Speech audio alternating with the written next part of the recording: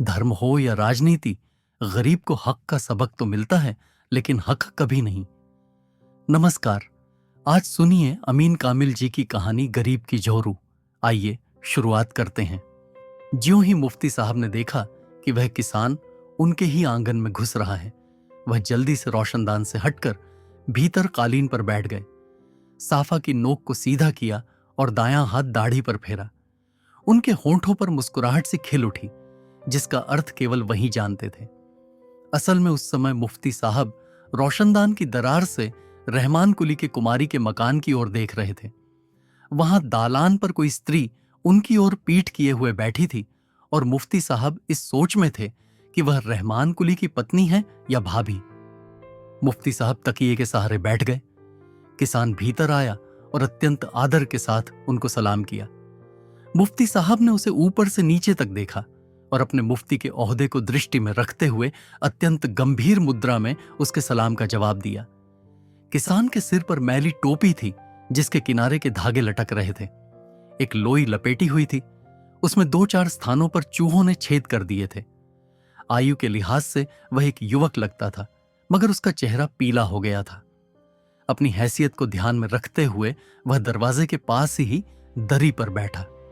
उसने पहले मुफ्ती साहब को देखा, बाद में उनके सामने रखे हुए नक्काशी किए अखरोट की काष्ठ के बने डेस्क को देखा। डेस्क पर एक कमलदान के साथ कुछ कागज रखे थे। पास ही खाल की जिल्द से मढ़ी हुई एक मोटी सी पुस्तक भी रखी थी।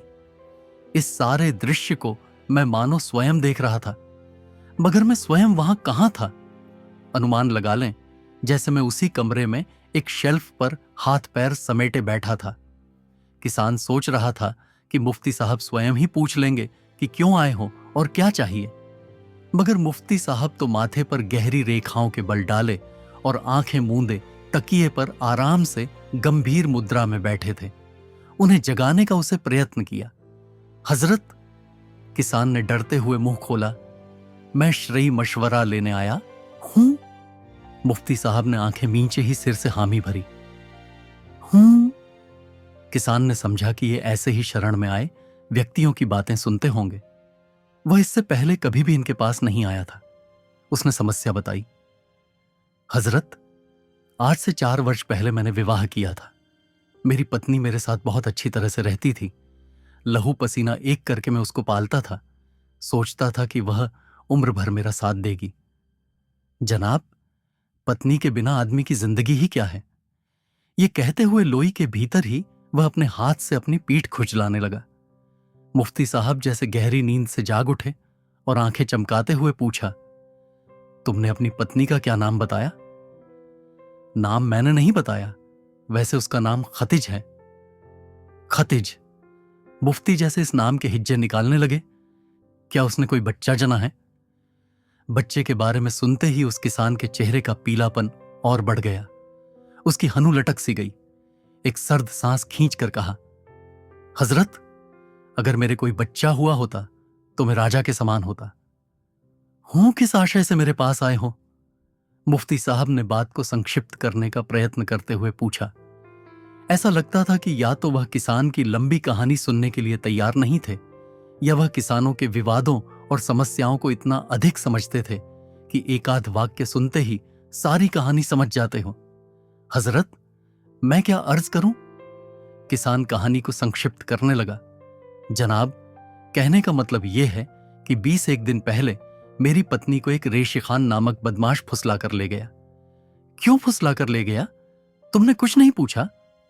मुफ्ती साहब ने तकिए के सहारे आराम से बैठते हुए पूछा। जी हां, पूछा, मगर वह किसी मुफ्ती साहब की रिवायत बता रहा है, जिसके मुताबिक अपनी पत्नी से मेरा निकाह टूट गया है। मुफ्ती साहब ने ज्यों ही अपने अतिरिक्त किसी और मुफ्ती की बात सुनी तो उनका खून खौल उठा। उन्होंने तकिए का सहारा हटा दिया।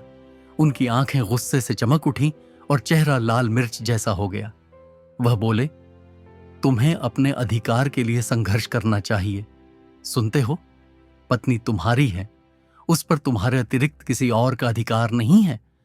असल में जब तक शरअ की सीमा तय नहीं होती, वह बदमाश और उसके संरक्षक मुफ्ती ऐसे ही गरीबों की पत्नियों को हथियाने की ताक में रहेंगे। मुफ्ती साहब ये सब एक ही सांस में बोल गए।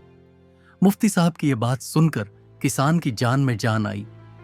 वह इतना प्रसन्न हुआ जैसे मुफ्ती साहब के तकिए के सहारे बैठने से उसको अपनी पत्नी पुनः प्राप्त हो गई हो।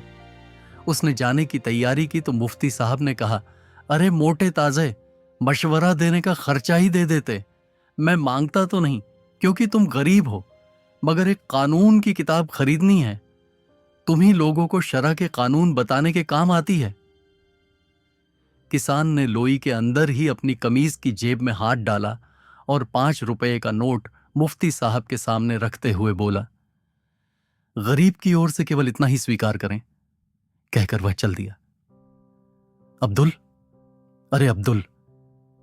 जनाब, क्यों बुलाया? नौकर भागते भागते उनके पास पहुंचा। मैंने कहा, ये 5 रुपए का नोट ले लो, जरा देखाओ वह रहमान कुली की बीवी है या उसकी भाभी। मुझे लगा जैसे आला गिर रहा है तो मैं डरकर उठ बैठा। मेरे कान बज उठे थे। जब मुझे पूरी तरह होश आया तो मुझे याद आया कि मैं नामदार होटल में बुखारी के पास गर्मी सेंकने के लिए घुस आया था और मुझे कुर्सी पर ही झपकी सी आ गई थी। मैंने आंखें खोली तो वहां पर 2 व्यक्तियों को देखा। एक कोई मजदूर जैसा था जो फटे पुराने वस्त्र लपेटे हुए था। दूसरा एक हट्टा कट्टा जवान सोफे पर आराम से बैठा था। उस जवान का चेहरा आग की तरह लाल था और मजदूर को संबोधित करके कह रहा था, तुम लोगों को अपने अधिकार के लिए विरोध करना चाहिए। सुनते हो, कारखाना तुम्हारा है, उस पर तुम्हारे अतिरिक्त किसी और का अधिकार नहीं है। असल में जब तक समाजवादी व्यवस्था स्थापित नहीं होगी, ये पूंजीपति और उनके नेता इसी भांति मजदूरों का खून चूसते रहेंगे। मजदूर उनकी बातों से प्रसन्न हुआ और ज्यों ही वह जाने लगा, हट्टा कट्टा जवान बोल उठा, तुम्हारे पास 2-1 रुपए होंगे ना? सोचा कुछ खा लूं। सुबह मैं बिना खाए पिए घर से निकला हूं। तुम लोगों की समस्याएं सुनी और इन्हीं में डूबा रहा।